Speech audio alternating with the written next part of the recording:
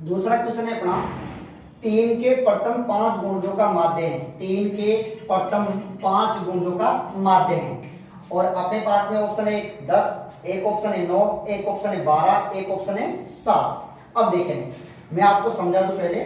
3 के प्रथम 5 गुणजों, गुणजों का मतलब गुणा करना, और माध्य, माध्य की बात करते हैं। देखिए माध्य, माध्य का एक नाम और है, इसी को बोल सकते हैं माध्य को अपन औसत। क्या बोल सकते हैं? औसत बोल सकते हैं। तो माध्य बोलिए चाहे आप क्या बोलिए, औसत। और औसत का मतलब बताया था मैंने, पहले वीडियो बना रखा है। औसत का मतलब होता है बीज की संख्या, बीज की संख्या होता है। औसत का मतलब क्या होता है? बीज की संख्या। देखिएगा औसत का सूत्र बताया, औसत बराबर राशियों का एक बटा राशियों की संख्या, बता रखा है राशियों का एक बटा राशियों की संख्या। और एक और इसके नीचे कुछ नहीं तो एक वर्गमूलन करेंगे, योग को एक से करेंगे तो योग, और बराबर इधर औसत गुणा संख्या, औसत गुणा संख्या, एलिजेंट औसत गुणा संख्या। तो एक तो औसत बराबर राशियों का एक बटा राशियों की संख्या, योग बराबर औसत गुणा संख्या, औसत बराबर बीज की संख्या। एक सूत्र और निकलेगा, इधर संख्या को रख दीजिए ऐसे कैसे, इधर यानी योग है सही, इधर ये औसत गुणा में, तो इधर किस में आ जाएगा? भाग में आ जाएगा औसत। तो यानी संख्या बराबर योग बटा औसत। अब देखिए जरा, इसका मतलब क्वेश्चन वाला क्या कहना चाह रहा है, देखिए आप इधर समझिए। क्वेश्चन वाला ऐसा कहना चाह रहा है कि 3 के प्रथम 5 गुणा, मतलब 3 का पारा बोलना है कितनी बार? 5 बार। 3 एकम 3, 3 दूनी 6, 3 तिया 9, 3 चौक 12, 3 पंजो 15 हो गए। 3 के प्रथम 5 गुणा, पहला 3 एकम 3, 3 दूनी 6, 3 तिया 9, 3 चौक 12, 3 पंजो 15। और इनका क्या पूछा है? माध्य। माध्य का मतलब औसत, और औसत का सूत्र होता है राशियों का योग बटा राशियों की संख्या। सबका तो क्या कर दीजिए, इनका योग कर दीजिए, इन सबका क्या कर दीजिए? योग कर दीजिए। यहाँ लिख देंगे संख्या कितनी है? 5, 5 का बाद देंगे, इनका माध्य क्या निकल जाएगा? औसत निकल जाएगा। और मैंने आपको ये बताया था, जब भी आपसे औसत पूछे और बीच में अंतर क्या हो? समान। अंतर क्या हो? समान। अंतर समान हो, अंतर क्या हो? समान। और आपसे क्या पूछे? औसत। तो बताया था ना, फर्स्ट प्लस लास्ट बटे 2 बताया था। फर्स्ट पहली संख्या ये भी और लास्ट ये रही, और दोनों को जोड़ के 2 का। क्यों अंतर समान है? 3 और 6 के बीच में अंतर है 3 का, 6 और 9 के बीच में अंतर है 3 का, 9 और 12 के बीच में अंतर 3 का, 12 और 15 के बीच में अंतर 3 का है, इसलिए अपन। और एक ये भी कर सकते हैं, औसत का मतलब होता है बीज की संख्या, बीज की संख्या। तो अपना औसत या माध्य है, यानी कितना? 9 जाएगा माध्य। तो आंसर क्या जाएगा? 9। या फिर ऐसे देख लीजिए, औसत निकालना है या माध्य निकालना है? औसत या माध्य। और अपन ने बताया अंतर क्या है इनमें? समान है। अंतर क्या है? समान। अंतर समान है तो बताया मैंने, फर्स्ट प्लस लास्ट। पहली संख्या कितनी है? 3, लास्ट की संख्या कितनी है? 15 हो रहा है सूत्र। और किसका भाग देंगे? 2 के। 15 में 3 जोड़ेंगे कितना हो जाएगा? 18। 18 में किसका भाग देंगे? 2 का। कितना आएगा? 9। यही अपना क्या है? माध्य या औसत है। तो अपना आंसर क्या हो जाएगा? 9 हो जाएगा। क्लियर है? तीसरा क्वेश्चन है अपना वनपाल की परीक्षा में पूछा गया है। तीसरा क्वेश्चन है, यदि सभी अभाज्य संख्याओं का योग x है तथा सभी विषम अभाज्य संख्याओं का योग y है, तो x माइनस y का मान है। एक ऑप्शन है 1, एक ऑप्शन है 2, एक ऑप्शन है 0 और एक ऑप्शन है ज्ञात नहीं कर सकते। अब देखिए क्वेश्चन को समझने के लिए अपने सबसे पहले अपने ये कह रहा है, यदि सभी अभाज्य संख्याओं का योग x है और सभी विषम अभाज्य संख्याओं का योग y है, तो x माइनस y का मान पूछा है। अब देखिए पहले समझ लीजिए, एक तो है अभाज्य संख्या और एक है यानी भाज्य संख्या, एक है यानी भाज्य संख्या। दोनों को समझ लीजिए आप, आपका क्लियर हो जाएगा मामला। अब देखिए अभाज्य संख्या का मतलब होता है ऐसी संख्या जिसमें स्वयं व एक के अलावा किसी और संख्या का भाग नहीं जाए, वो संख्या कहलाती है अभाज्य संख्या। अभाज्य का मतलब है स्वयं व एक के अलावा किसी और संख्या का भाग नहीं जाए, अभाज्य संख्या कहलाती है। और भाज्य का मतलब है जिसमें स्वयं व एक के अलावा किसी और संख्या का भाग चला जाए, क्या कहलाएगी? भाज्य संख्या। भाज्य का मतलब है स्वयं व एक के अलावा किसी और संख्या का भाग चला जाए, भाज्य है, और नहीं गया तो अभाज्य है। कैसे समझे? मैंने लिखा इधर 17 और मैं पूछ रहा हूं आपसे, ये 17 भाज्य है या अभाज्य है? ये 17 भाज्य है या अभाज्य? आप कहोगे स्वयं, देखो स्वयं ऐसे कैसे 17 और यानी एक, तो स्वयं व एक के अलावा, इन दोनों के अलावा किसी और संख्या का भाग चला जाए तो कैसी हो जाएगी? भाज्य, और नहीं गए तो अभाज्य। अब देखो 17 में 17 का भाग जाएगा एक बार, और एक का भाग 17 में 17 बार जाएगा, तो इन दोनों के अलावा स्वयं व एक के अलावा किसी और संख्या का भाग जा रहा है क्या? नहीं जा रहा, तो इसका मतलब कैसी संख्या है? ये अभाज्य संख्या है। मैंने लिखा जैसे 19, मैं कहूंगा यानी स्वयं 19 और एक, इन दोनों के अलावा, स्वयं व एक के अलावा कोई और संख्या का भाग जा रहा है क्या? नहीं जा रहा, तो इसका मतलब ये कैसी संख्या है? अभाज्य संख्या है। मैंने लिखा जैसे यानी 25, अब 25 में यानी देखिए स्वयं ऐसे कैसे और यानी एक, तो स्वयं व एक के अलावा किसी और संख्या का भाग जा रहा है क्या? किसी का भी चला जाए, एक का तो जा रहा है ना, 5 का भाग जा रहा है, तो इसका मतलब ये कैसी संख्या है? ये भाज्य संख्या है। कैसी संख्या है? ये भाज्य। और देखिए अगर समझना है तो मैंने लिखा जैसे यानी कि 2, अब 2 यानी स्वयं और एक, तो यानी स्वयं व एक, स्वयं और एक के अलावा किसी और संख्या का भाग जा रहा है क्या? नहीं जा रहा, तो ये कैसी संख्या हो गई? अभाज्य संख्या हो गई। और यानी ध्यान भी रखना, दुनिया की एकमात्र सम संख्या, कैसी संख्या है? ये सम संख्या, ये एक ही मात्र सम संख्या है जो क्या है? अभाज्य है। और यानी देखिए 3 स्वयं व एक, स्वयं व एक के अलावा किसी और संख्या का भाग जा रहा है क्या? नहीं जा रहा, तो ये भी कैसी संख्या है? अभाज्य संख्या है। अब देखिए 2 लगातार अभाज्य संख्याएं, 2 और 3, 2 लगातार अभाज्य संख्याएं, इसके अलावा कोई लगातार जोड़ा ही नहीं आएगा, यानी लगातार अभाज्य संख्याएं। अब देखिए मैं बोल रहा हूं जैसे मैंने लिखा है नहीं 4, अब 4 स्वयं और एक, स्वयं व एक के अलावा किसी और संख्या का भाग जा रहा है क्या? जा रहा है, 2 का जा रहा है, कैसी संख्या है? इसका मतलब ये संख्या है भाज्य। कैसी संख्या है? ये भाज्य संख्या है। अब चलिए आगे बातें करते हैं। तो अभाज्य का मतलब है स्वयं व एक के अलावा किसी और संख्या का भाग नहीं जाए, अभाज्य संख्या है। भाज्य का मतलब इसमें स्वयं व एक के अलावा किसी और संख्या का भाग चला जाए, भाज्य। बताया नहीं 17 भाज्य या अभाज्य, तो स्वयं ऐसे कैसे लिख दीजिए और एक लिख दीजिए, इन दोनों के अलावा किसी और संख्या का भाग जा रहा है क्या? नहीं जा रहा, तो इसका मतलब कैसी है? अभाज्य है। देखो इधर 19 स्वयं ऐसे कैसे लिख दो और एक, इन दोनों के अलावा किसी और संख्या का भाग जा रहा है क्या? नहीं जा रहा, कैसी संख्या है? अभाज्य। मैंने बताया जैसे इधर यानी 25, तो स्वयं ऐसे कैसे और एक, इन दोनों के अलावा किसी और संख्या का भाग जा रहा है क्या? जा रहा है, किसका? 5 का, तो कैसी संख्या है? ये भाज्य संख्या है। आगे बात समझे। सबसे छोटी, देखो इधर 2 है, स्वयं व एक के अलावा किसी और संख्या का भाग जा रहा है क्या? नहीं जा रहा, तो कैसी संख्या है? अभाज्य। दुनिया की एकमात्र सम संख्या है जो क्या है? अभाज्य। 2 लगातार अभाज्य संख्याएं कौन कौन सी है? 2 और 3 है। अब चलिए आगे थोड़ा सा और समझिए इसको। मैंने इधर लिखा अभाज्य संख्या और इधर लिखा भाज्य संख्या। अब देखो गिनती का एक ना तो क्या है? भाज्य, और नहीं क्या है? अभाज्य। आप एक को ना तो भाज्य बोल सकते हो, नहीं अभाज्य बोल सकते हो। इसमें बहुत सारे क्वेश्चन आते हैं, अगर इनकी जानकारी है तो क्वेश्चन आसान हो जाएगा अपने लिए। सबसे छोटी अभाज्य संख्या, सबसे छोटी अभाज्य संख्या कौन सी है? 2 है, जो क्या है? सम है। 2 लगातार अभाज्य संख्या, 2 लगातार अभाज्य संख्या, 2 और 3 है, लगातार है, 2 लगातार अभाज्य संख्या, लगातार अभाज्य संख्या। सबसे छोटी भाज्य संख्या, सबसे छोटी भाज्य संख्या कौन सी है? 4 है। सबसे छोटी भाज्य संख्या कौन सी है?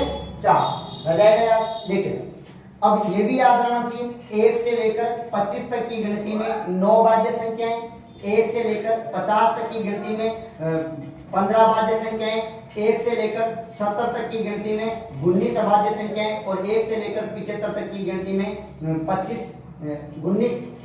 21 अभाज्य संख्या और 1 से लेकर 100 तक की गिनती में 25 अभाज्य संख्याएं हैं। देखिए ये फिक्स जोड़ा होता है, 1 से लेकर 100 तक की गिनती में 25 अभाज्य संख्याएं, 1 से लेकर 25 तक की गिनती में 9 भाज्य संख्याएं, 1 से लेकर 50 तक की गिनती में 15 भाज्य संख्याएं, 1 से लेकर 70 तक की गिनती में 19 अभाज्य संख्याएं और 1 से लेकर 75 तक की गिनती में 21 अभाज्य संख्याएं और 1 से लेकर 100 तक की गिनती में 25 अभाज्य संख्याएं। अब देखिए इधर 1 से लेकर 100 तक की गिनती में कितनी भाज्य संख्या है? 1 से लेकर 100 तक की गिनती 25 तो कैसी है? अभाज्य संख्या है, तो बाकी कितनी बची? 75। 75 में से एक ना तो भाज्य और नहीं अभाज्य, तो कितनी बची? 74। तो आपसे कोई पूछ ले 1 से लेकर 100 तक की गिनती में भाज्य संख्या कितनी है? 74। एक ना तो भाज्य और नहीं अभाज्य। चलिए क्वेश्चन पे, ये सब सीधे समझ में आए, आगे चलिए। अब देखिए अब क्वेश्चन पे आते हैं और क्वेश्चन को पढ़ते हैं, तो क्वेश्चन अपने लिए आसान हो गया है।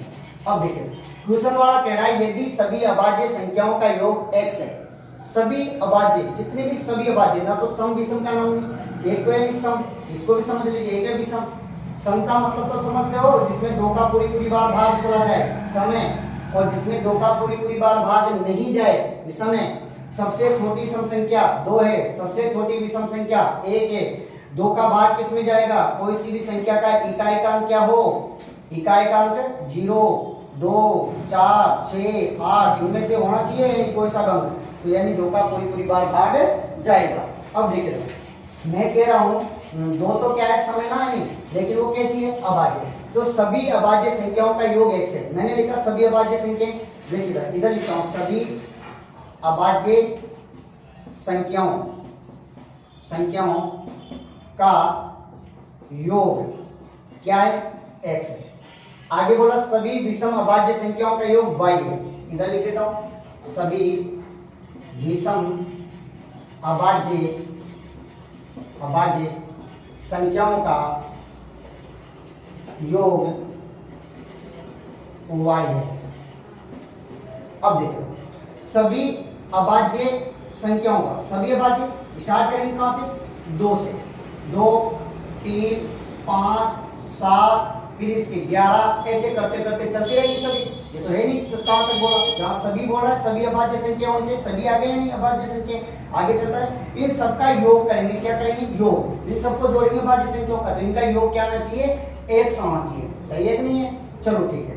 आगे बोला है सभी विषम, अब नाम लिया है विषम अभाज्य संख्या है से, यहाँ पर सभी थी, ना तो सम बोला ना विषम बोला इसमें, लेकिन इसमें नाम क्या दे दिया, विषम दे दिया। विषम दे दिया तो अब यहाँ से 2 से अभाज्य स्टार्ट करेंगे, लेकिन 2 तो क्या है, समय, तो इसको नहीं लेना है, इसमें क्या लेना है, विषम संख्या होनी चाहिए। समय है तो 2 का भाग जाता है ना 2 में, समय, तो यानी अपन क्या करेंगे 3 से स्टार्ट करेंगे, क्योंकि ये विषम है और अभाज्य संख्या है।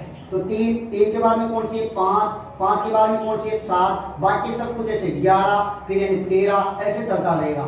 और इन सभी विषम संख्याओं का क्या करेंगे, योग करेंगे, तो योग करेंगे तो योग कितना आएगा, y आएगा। बात समझ में आए, तो देखिएगा इसमें खाली 2 ही नहीं है, इसमें बाकी सब कुछ सेम है और इसमें भी सेम है, लेकिन इसमें क्या है, 2 है, क्योंकि यहाँ पर सभी का नाम लिया था और यहाँ पर विषम है, तो इसलिए 2 को नहीं लिखा मैंने। इन सबका योग करेंगे तो मान लो इधर योग आया, जैसे मान लो 50 आया इनका योग सबका, तो y बराबर क्या हो जाएगा, 50 मान लो तो आपको, और इधर यानी सबका योग करेंगे तो कितना आएगा, क्योंकि इसमें 2 ज्यादा है ना समय, तो x बराबर कितना आएगा आप बताइए, यानी 52 आएगा, आएगा नहीं आएगा, सही है यानी।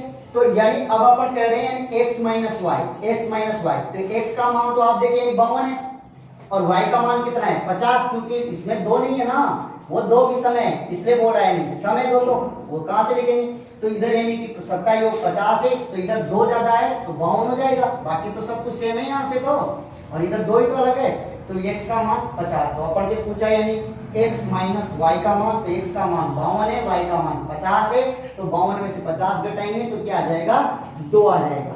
तो इसका मतलब इस क्वेश्चन का जो आंसर आएगा वो कितना आएगा, 2 आएगा। क्लियर है कि बात समझ में आई नहीं आई? अगर समझ में आ रही है तो यानी लाइक और सब्सक्राइब करना नहीं भूलें आप। देखिए अगला क्वेश्चन आया है, 4 नंबर का क्वेश्चन बता रहा हूं, रूट है और यानी अपने पास में 400 प्लस, फिर रूट है और अपने पास में 0.0400 ऐसे है, फिर प्लस है, फिर यानी अपने पास में रूट है और इधर 0.000 और 4 है का मान बताना है। एक ऑप्शन है अपने पास में 20.22 है, एक ऑप्शन है 20.22 है और एक ऑप्शन है 20.022 है और एक ऑप्शन है 0.22 है। अब सुनिए आप, ये यानी जैसे अपने इधर 400 है, समझा देता हूं आपको पहले कैसे हल होगा। 400 है और इसको टोपा पहना रखा है, तो ये यानी 400 का वर्गमूल निकालना है अपन को। ये किसका चिन्ह है भाई बताइए पहले, ये जो चिन्ह है ये है वर्गमूल का, किसका चिन्ह है, वर्गमूल का, और वर्गमूल का इसका मान होता है 1/2 होता है, यानी ये जहां लिखा हो वहां पर अपन 1/2 लिख सकते हैं, किसका चिन्ह है, वर्गमूल का। अब देखिएगा ये जो है वर्गमूल कैसे ज्ञात कर सकते हैं, जैसे मान लीजिए ये जो है इसको अपने से लिख सकते हैं, कैसे लिख सकते हैं इसको, 20 गुणा 20 लिख सकते हैं, नहीं लिख सकते 400 का, क्यों? ये पूर्ण वर्ग संख्या है। कैसी संख्या है? पूर्ण वर्ग। पूर्ण वर्ग का मतलब समझते हो क्या? पूर्ण वर्ग संख्या है ये, मतलब इसका जोड़ा बनता है। क्या बनता है? इसका जोड़ा बनता है, यानी जोड़ा बन रहा है ना, जोड़ा बनता है। तो जोड़ा बना, फिर टॉपिक आएगा तब समझाएंगे, वर्गमूल घनमूल पढ़ाएंगे तब। अभी तो देखिए इधर यानी 400 को अपन 20 गुणा 20 लिख सकते हैं, यानी ये पूर्ण वर्ग संख्या है, इधर जोड़ा बन गया। अब देखिए जोड़ा बन गया तो ये जोड़ा है ना, इसमें से एक को यहीं छोड़ के और एक को लेके आएंगे, जैसे छोटे लेवल से समझे। मैंने लिखा है यानी 25, तो आप इसका वर्गमूल निकालोगे तो कितना आएगा? 5। क्यों? एक 5 को तो वहीं छोड़ दिया और इसका आंसर क्या हो जाएगा? 5। मैंने लिखा जैसे 36, तो आप इसका आंसर क्या बताओगे? 6 बताओगे। टोपा हट गया ना, तो इसको 6 गुणा 6 लिख सकते हैं, जोड़ा बन रहा है इसके। तो यहाँ पर भी ऐसा कैसा ही है। इधर देखिए 400 का अगर वर्गमूल निकालेंगे, जैसे इधर देखिए ये 400 का वर्गमूल निकालेंगे तो कितना आएगा? 400 को अपन लिख सकते हैं 20 गुणा 20 ऐसे लिख सकते हैं। तो यानी कि एक 20 है, एक छोड़ के आ जाएंगे तो यानी 20 आ जाएगा। फिर प्लस ऐसे कैसे? अब देखिए 0.0400 है। अब देखिए इसको कैसे निकालेंगे? देखिए 0.04 और 2 जीरो है। अब पॉइंट के बाद में कितनी संख्या है? पहले ये दशमलव है, दशमलव के बाद में 1 2 3 4 अंक है। इस दशमलव को हटा दीजिए, नीचे क्या लगा दीजिए? 4 जीरो लगा दीजिए। क्या लगा दीजिए? 4 जीरो लगा दीजिए। इधर 4 जीरो लगा दीजिए। दशमलव था, दशमलव के बाद में 1 2 3 4 अंक है। इस दशमलव को हटाना है यहाँ से, तो नीचे क्या लगा दीजिए? 4 जीरो लगा दीजिए, यानी 4 जीरो लगा दीजिए। लगा दिया मैंने 4 जीरो। अब देखिए संख्या से पहले जीरो है, इसका कोई महत्व नहीं है, तो इनको भी हटा दीजिए आप, महत्व नहीं है तो ये हो गया, यानी ऐसे कैसे। अब देखिए 400 का तो कितना आएगा? 20 आएगा, और ए यानी 10,000 है, तो 10,000 का कितना आएगा? 100 गुणा 100 लिख सकते हैं इसको, तो कितना आ जाएगा? 100 आ जाएगा ऐसे कैसे, यानी ये प्लस ऐसे कैसे। आगे चल रहा है सिस्टम, फिर आगे देखिए प्लस। अब देखिए यानी ऐसे लिख रखा है इसको 0.0004। अब मैंने भी कहा था पॉइंट के बाद में कितनी संख्या है? 1 2 3 4 है। हटाना है इस पॉइंट को हटा दीजिए। हटाओगे तो नीचे क्या लिखोगे? 4 जीरो लिखोगे। 4 जीरो लिख दिया ऐसे कैसे, ठीक है। अब देखिए संख्या से पहले जीरो है, 1 2 3 4, तो इसका कोई महत्व नहीं रहता, इनको भी क्या कर दीजिए? हटा दीजिए आप। अब यहाँ पर कितना बच गया? 4 बच गया, और 4 का वर्गमूल क्या निकलेगा? 2 निकलेगा। और यानी देखिए इधर बच गया 10,000। 10,000 का कितना आएगा? 10,000 का आएगा 100 गुणा 100 करेंगे तो 10,000 आएगा, तो इसका कितना आ जाएगा? 100 आ जाएगा। और यहाँ पर किसका चिन्ह है? प्लस का चिन्ह। बातें समझ में आ रही होगी। तो आगे लिखिए, इसका तो 20 है इसी प्लस। इधर देखिए अब 20 के अंदर किसका भाग देना है? 100 का भाग देना है। ऐसे कैसे लिख दीजिए नीचे वाले चीज को? अब 2 जीरो है ना, 1 और 2, या तो फिर 0 से 0 काट दीजिए से, तो 0 0 काट दिया। अब 2 के अंदर किसका भाग देना है? 10 का, तो नीचे जीरो वाले डिजिट हो तो ऊपर की संख्या को ऐसे लिख दीजिए, और 0 है 1, तो यानी पॉइंट के बाद में एक संख्या लिख दीजिए, और आगे 0 लिखना चाहे तो लिख दीजिए, इसका मतलब प्लस। फिर इधर देखिए 2 के अंदर किसका भाग देना है? 100 का, ऊपर की संख्या को ऐसे कैसे लिख दो, और 1 और 2 जीरो है तो पॉइंट के बाद में 2 होनी चाहिए, दशमलव के बाद में 2 संख्या है, तो अपने पास में तो एक ही है, तो एक आगे क्या लिखिए? 0, और यानी ये क्या लगा दीजिए? दशमलव, और आगे 0 लिखना चाहे तो लिख दीजिए, इसको दिख रहा आगे चलिए। अब अपन को 20 प्लस 0.2 प्लस 0.02 इन सबको जोड़ना है। जोड़ना है तो कैसे लिखने? देखिए ये मैंने लिखा 20, अब इसमें दशमलव नहीं, तो दशमलव नहीं तो इधर 0 लिख दीजिए दशमलव लगा के पीछे, और इधर ये देखिए 0 पॉइंट और 2 है, ऐसा कैसे लिखिए। फिर इधर देखिए प्लस जोड़ेगा तो दशमलव के नीचे दशमलव लिखिए, यानी 0 पॉइंट ऐसा कैसे, और 0 तो है यानी 0। अब ऊपर कुछ भी नहीं तो 0 भर दीजिए आप, यानी और ये सबको जोड़ना है, ये प्लस ये प्लस ये प्लस ऐसे कैसे, तो इधर यानी 2, इधर भी यानी 2, ये दशमलव, और इधर यानी 0 और इधर यानी 2, तो अपना आंसर आ जाएगा 20.22। तो अपना आंसर क्या हो जाएगा? 20.22। आए के बाद समझ में, तो यानी समझ में आ रहा है तो सब्सक्राइब कीजिए अपने चैनल को। आगे बाकी क्वेश्चन है आगे वाले वीडियो में समझा देंगे।